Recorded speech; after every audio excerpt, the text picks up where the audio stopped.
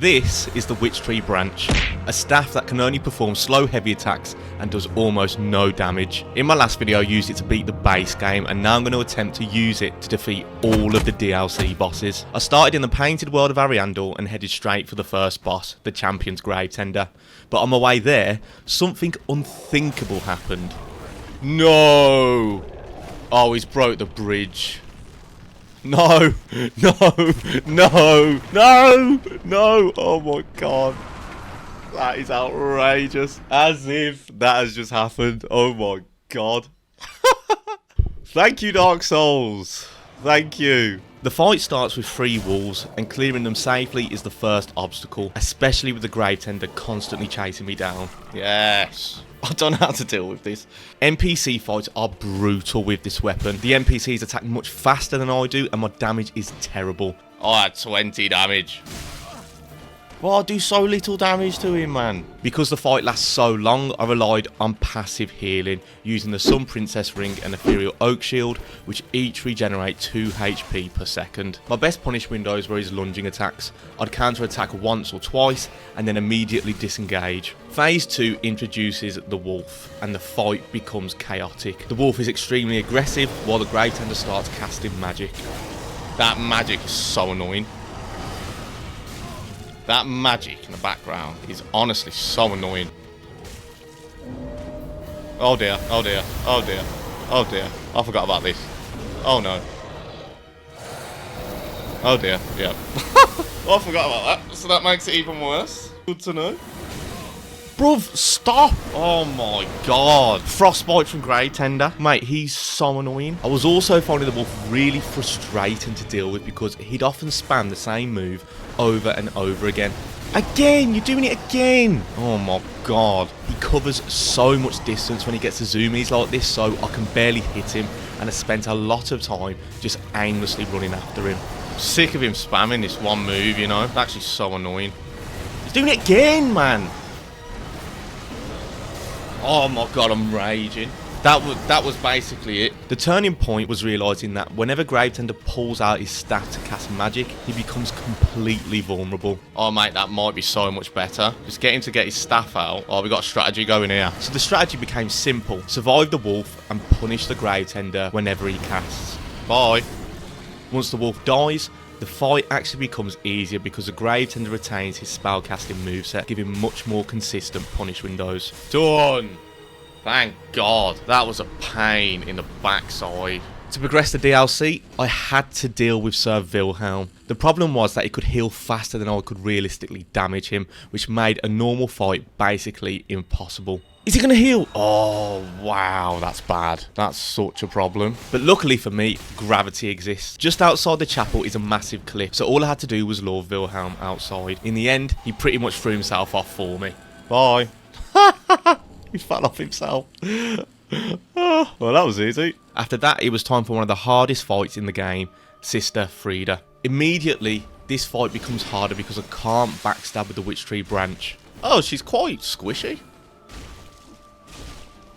Mate, she's got no poise. Oh, this might be alright. Phase 1 though was actually much simpler than I expected. Staying at mid-distance and rolling backwards kept most of Friede's attacks out of range, and if I listened carefully when she went invisible, I could track where she moved and pick up some free hits. Ha! I know where you are. Can't believe this first phase used to give me such a hard time as like a first time player, because it's actually really not that bad. Yeah, moveset's really basic. Just a couple of swings, like 3 swings at most. Done.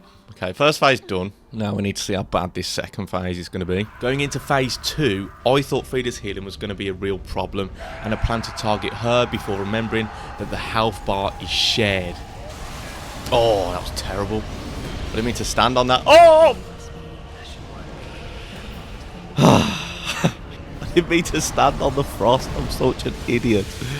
Oh, it's a joined health bar. I thought it'd be 2 separate health bars. Like, if she heals, she's healing the whole thing. So, Ariandel was clearly the better target. He's much bigger, he has huge punish windows, and I was somehow doing 130 damage a hit to him, which for this weapon felt absurd. The real danger in this phase was still Friede. If I tunneled too hard on Ariandel and lost track of her, the frostbite damage could be devastating. Just so annoying. Go away, Friede. Right. takes more damage anyway. So the whole fight became about separating them and keeping Friede in view. Astoundingly, I'd massively overestimated Friede's heal. The sound cue is incredibly obvious, and there's a long delay before it actually starts. And because her poise is so low, a single hit will interrupt it. Oh mate, you can interrupt her so fast. Oh, this is fine. This is fine. It takes her ages to even start healing him, bro. Once the heal stopped being a problem, I could finally reach phase 3. Done. Third phase now. I love how they give you a slab to make you think you're done. Okay, I thought I could just easily roll that. Alright, fine. What the hell, bro? See, I don't know how to deal with that. Mate, that chain's mad. So directly in front of her, there is no frost when she does that, which is pretty big. And that does land in front of her. Okay. At that point, the goal became obvious. Optimise phases 1 and 2 so I could get there with far more flasks. In phase 1, the biggest improvement was playing much more passively, staying at mid-distance and letting my passive healing work. Playing in this way also made a double spin far easier to deal with.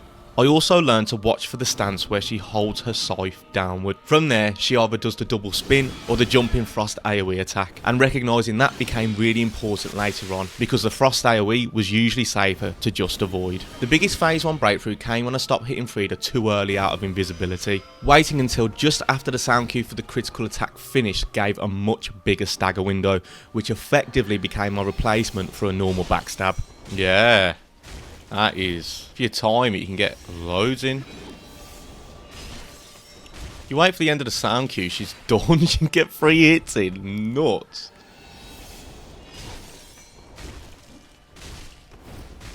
That's so stupid.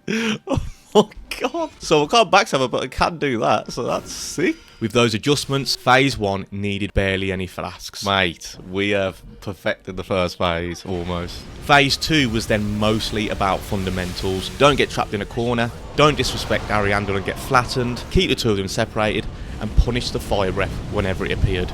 Okay, this isn't terrible, it's not good either. Phase 3 looks terrifying at first, but a lot of the phase 1 logic still carries over here, and once I started recognising the sound cues, the new moves became much easier to read. If Friede is grounded, her scythe glows blue and you hear a ding, she's about to do her critical attack. I first tried rolling away for a bigger punish, which was a disaster. Bruv, are you mad?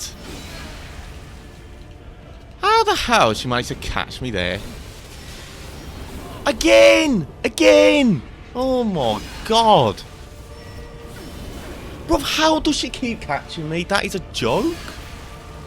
I might have to roll forward. Yeah, that is seriously me off. Whenever I see that scythe light up, I need to roll forward, I think. Rolling forward turned out to be much safer and still left me in position to punish. Okay, yeah, we're getting there. When she jumps and the scythe gives the same blue cue, that's the frost AoE. The ice spreads in a crescent, leaving a safe gap directly in front of her so that you can roll into it for a punish. The scythe down stance still carried over from phase 1, and the black flame jump was also very manageable. Rolling toward Friede put me directly underneath or behind her, which made the follow-up punish very safe. The invisibility window lasted longer in this phase because of the extra ice waves, but that actually made it useful as a breather for passive healing. The old phase 1 timing no longer worked, so I just settled for tagging her as soon as I found her. As for the rest of the attacks, the plan was to stay at mid-distance and do not engage unless she did the attack, which clearly signals the end of a chain, which is this overhead scythe slam. Bonk. Even though the attempt started horribly, I finally felt like I understood the fight. Yeah. Really got the hang of this now.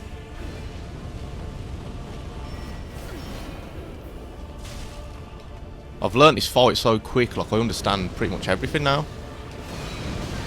Oops. I was just too far away.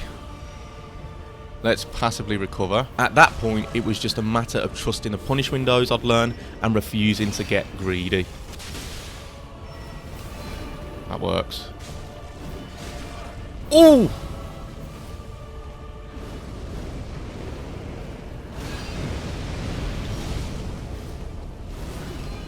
Ooh!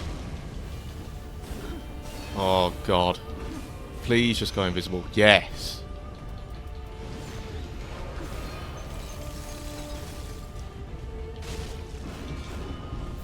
This is it. This could be like the tightest Friede fight ever. Oh my god, we're so close. Just stay composed. Yeah, this works. Ooh, that's caught me as if... No, this is going very badly wrong.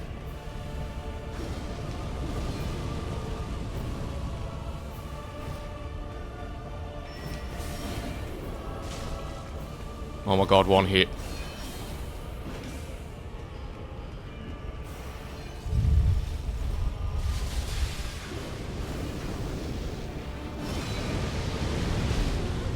Yes! Oh my god. Oh my god.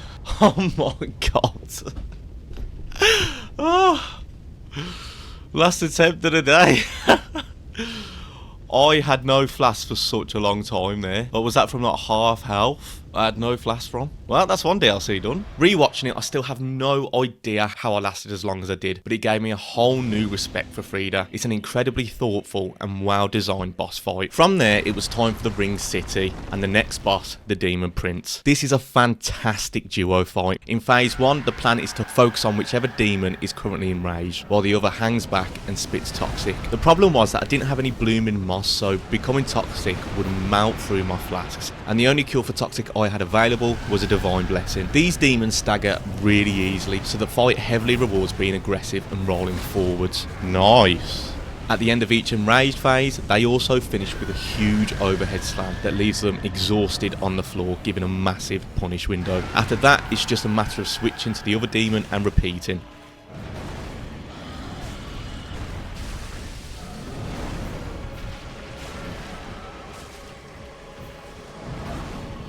Oh wow, I was so close to getting poisoned there. My biggest mistake in phase 1 was focusing too hard on the enraged demon and completely neglecting my toxic build-up.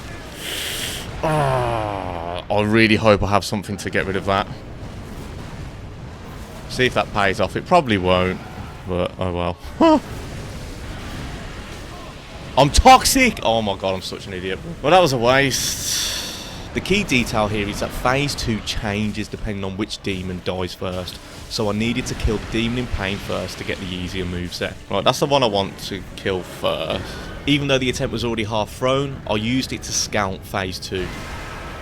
Okay, so there's an AoE on that. Wow, I do so much less damage. Oh my god. I do so much less damage. No way.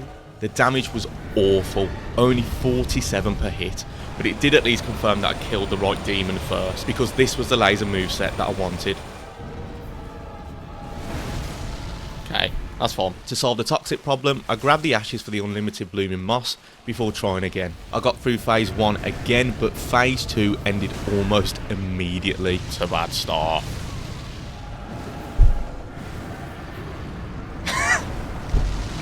I don't even understand what killed me. I think when he throws whatever that is, it must stay on the floor and carry on exploding, which I just didn't know. So, lesson learned, don't stand in anything he leaves on the ground. Phase 2 was actually much calmer because I was finally only dealing with one enemy. The same rules still applied. Stay aggressive, force staggers, and never let him breathe. The laser attack in particular gave a huge punish window as long as I avoided the final burst. And he's staggered. Okay, this might not be that bad. Oh man, it's so good. The only real danger was how hard he could hit, so I had to heal early whenever my health dipped too low. Oh god. Just to put into context how little damage I did in phase 2, it took around 150 hits just to finish this phase, enough to nearly break the weapon. The last time that happened was against Yorm. Weapon at risk. How bad? Oh no, we're alright, we're alright.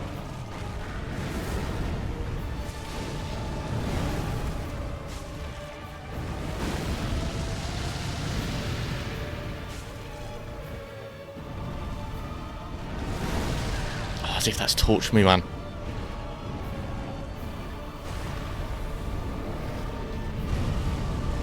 Nice. Okay, this is it, he's dead.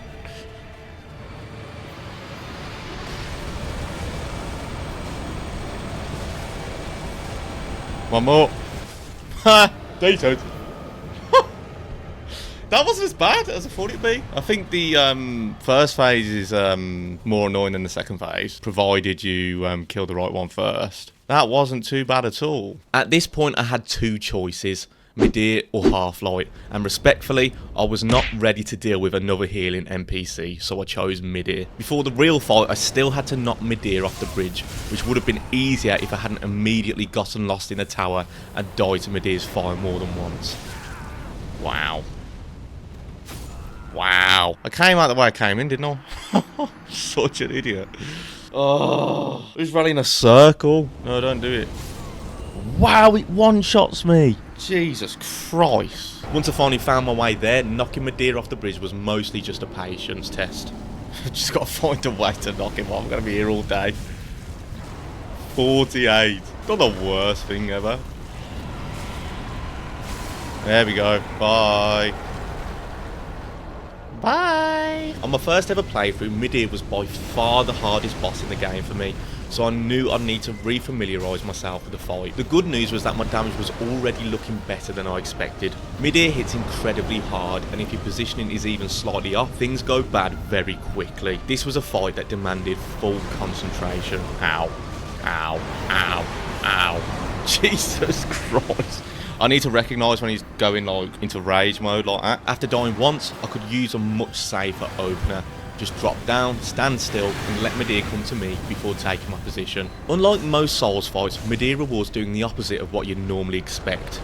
Instead of rolling into attacks, it's much better to stay in front of him with some space in front of his head and roll backwards.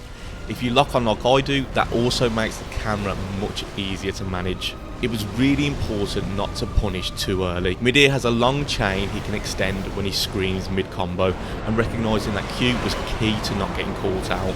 His charge was mostly a recognition check. Hear the roar, move early, and then roll out. The good thing about this fight is that fire does not bounce off the terrain like in Elden Ring. See, look at that.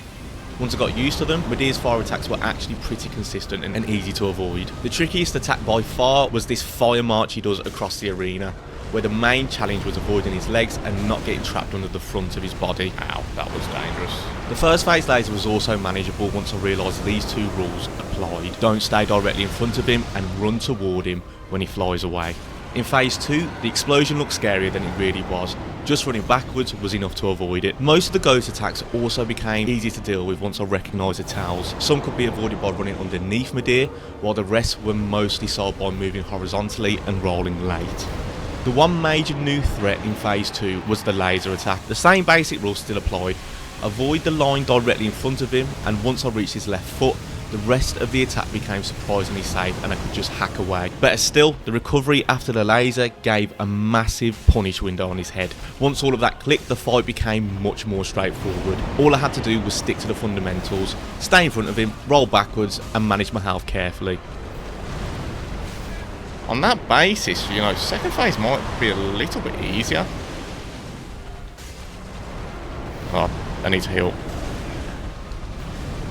That was incredibly lucky.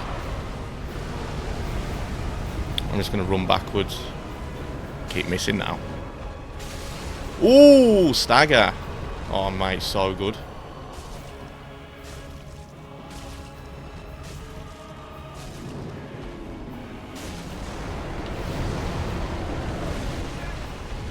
Well, that hurt.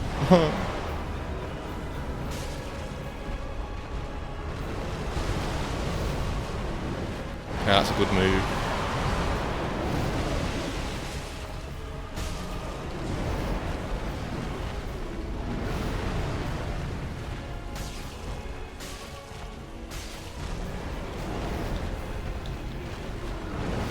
Ow.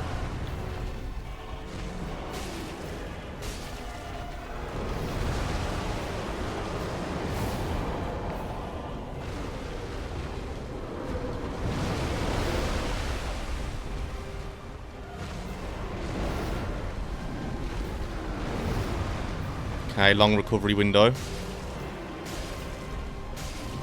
One more. I think we can get it after this.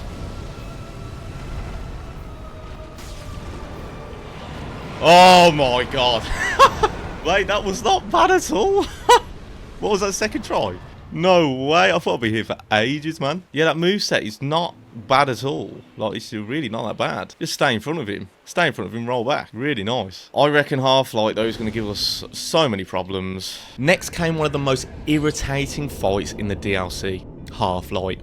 Each phase begins with a healer, and while they're alive, there's basically no point trying to fight Halflight at all. The healers were a problem in their own right. They were much faster than me, did a surprising amount of poise damage, and could easily stun lock me if I got careless. Oh, this is outrageous. The real horror was realising they could heal themselves as well as Halflight. You best not.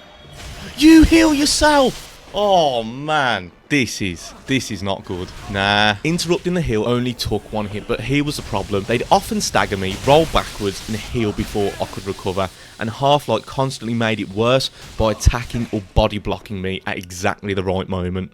No! Oh, this is outrageous.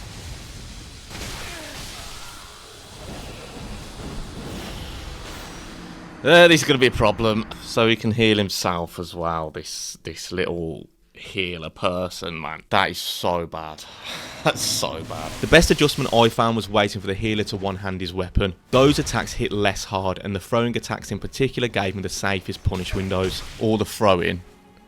Yeah, we can think about this a little better, thank God. Bait him into the throw-in or the healing, but stay close enough to be able to punish that. Halflight himself was even worse. Again, he attacked far faster than I could, and his Fray Blade weapon art could shred me in seconds. Yeah, or just get caught by that, so I literally cannot go near him. See what I mean, man? Oh my God. If I tried to fight him honestly in melee combat, I was almost guaranteed to lose the trade. On top of that, if he had his shield out, he could just parry me on reaction. Wow. Okay. So we can parry as well. Okay. Alright. Well, this is horrendous. It's doable. It's going to take me ages. Oh, man. The only consistent way I found to deal with Halflight was to avoid him completely whilst he had his sword out, and then wait for the electric spears into the bow transition. That was the one safe window where I could hit him once or twice without being immediately punished. It was slow and boring, but at least the passive healing meant I didn't need to burn through flasks. May as well become very fat. Look at the state of me. Oh, here he goes. When the second healer spawned, the plan was exactly the same. Punish the one-handed attacks, deny the heals, and then go back to the slow Halflight routine. One more. Nice. Well, we might have this, you know.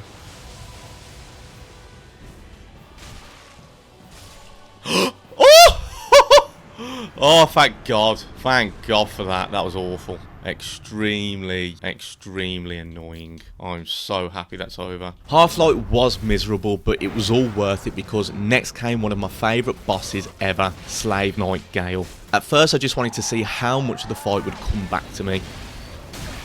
Ow, ow, ow, ow. That was so bad. Phase 1 was relatively simple. I could stay aggressive, roll into him and punish the big obvious openings like the flying critical strike and the plunging attack. Nice. Phase 2 immediately introduced the real problem. Oh, I've got to think about his hood now as well.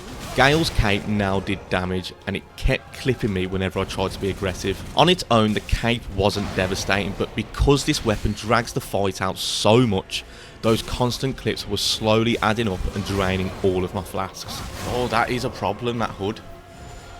Oh dear. Oh dear. Oh dear. Oh dear, this has gone very wrong. So I've got to hug him and just like roll past him essentially, I think. Oh Jesus Christ, like. Yeah, he's gonna kill me.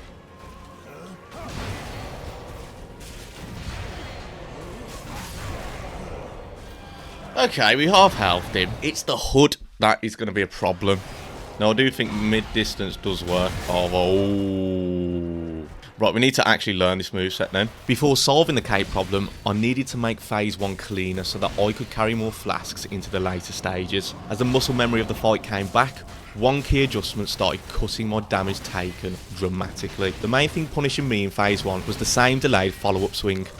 Okay, you can follow that up. Good to know. I couldn't find any reliable visual cue for it, so the solution became simple. Just always assume it was coming. I absolutely love this fight, man. It's so much fun. That missed my head. That should have hit me. Nice. That was a lot better. The solution to phase 2 ended up being surprisingly clean. For overhead swings and right to left attacks, rolling forwards and slightly to the right made both the sword and cape miss. So I can roll forward on the first swing, but I need to roll away when he swings again like that. From there I could punish and then step back slightly and roll out of range. See, never roll backwards initially, but after you can. Oh, I understand this. Mate, I understand this. For any crossbow attacks he does, if I stayed right on top of the crossbow or slightly beyond it, the bolts would have missed entirely and I could keep the pressure on Gael. The Beyblade spin was also simple enough, just walk backwards out of range. Here he goes. This was the first time I'd reached phase 3 and I had a genuinely good amount of flasks left. I don't know what to do with this part, but we'll figure it out. Oh, he's teleported. This meant I had some room to improvise and relearn the phase properly. A lot of Gael's phase 3 attacks are just rearranged versions of the things we've already seen, so some of the same solutions still carried over really nicely. In general, I was punishing the big obvious moves again: overhead slams, front flips and the crossbow flip attack. One of his main 3-part chains would start with either the Beyblade or lunging jump, then a ghost release and finally a jump backwards followed by a jumping slam. The answer here was simple: just wait for the final slam and then punish. There was one move I chose to ignore completely: the flying attack he liked to do after the soul explosion. I couldn't reliably tell what the follow-up would be after he landed, so I stopped trying to force a punish and just backed away. These soul explosions were actually pretty useful. They either gave me a punish window or a chance to back off and heal, assuming I didn't immediately walk backwards into the lightning like an absolute genius. Oh, the lightning! Oh my god, oh, I'm so lucky he did that there. Jesus, that was a scary moment. Right, I need to be more careful in watching what that lightning's doing. And just by solving those few key attacks, the whole attempt started coming together rapidly.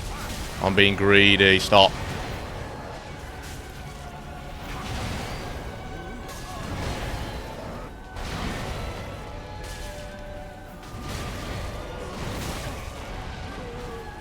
Because I'm so close to winning, like all the logic's going out the window. Oh, that was lucky.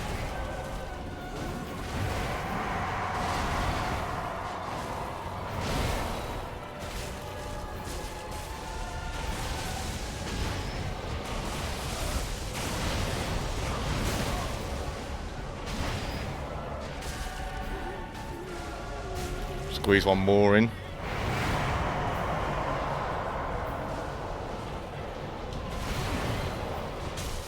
Nice.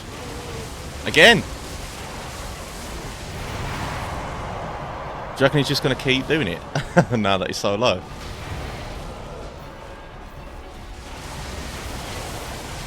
Get away from that lightning.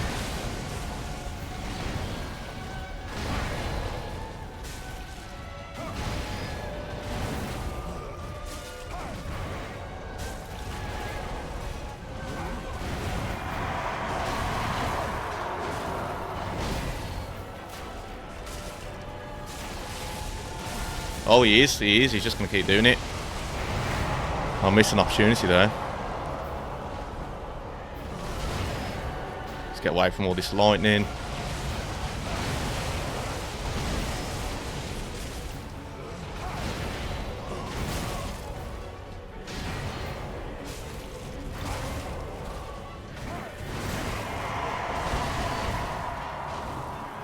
Be safe, heal.